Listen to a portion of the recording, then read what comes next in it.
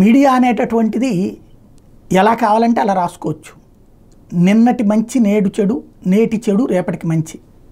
ప్రజలు కూడా పాతది మర్చిపోతారు. కాబట్టి అలా మర్చిపోయేలా చేయడం, దబాయించడం, దబాయింపుతో నడపడం అన్నటువంటిది మీడియాకి సహజ సిద్ధం అయిపోయింది. ఇదంతా ఇప్పుడు ఎందుకు చెప్పాల్సి వస్తుందంటే, ఒకసారి గుర్తుకు తెచ్చుకోండి, ఎల్జీ పాలిమర్స్ మీద ఎంత రచన ఇచ్చినప్పుడు. ఆ ఎల్జీ పాలిమర్స్ ఇప్పుడు మళ్ళీ తన కార్యకలాపాలు సాగుతుంది. వాళ్ళు కొంత డబ్బులు ఇక్కడ ఖర్చు పెడతారు. ఇప్పుడు ఎల్జీ పాలిమర్స్ మంచి సంస్థ. బాలినేని మొన్నటిదాకా ఒక దుర్మార్గుడైనటువంటి నాయకుడు, బోల్డ్ అంత అవినీతికి పాల్పడ్డాడు, అదిగో ఇదిగో అన్నటువంటి. ఇప్పుడు బాలినేని మంచి బాలుడు.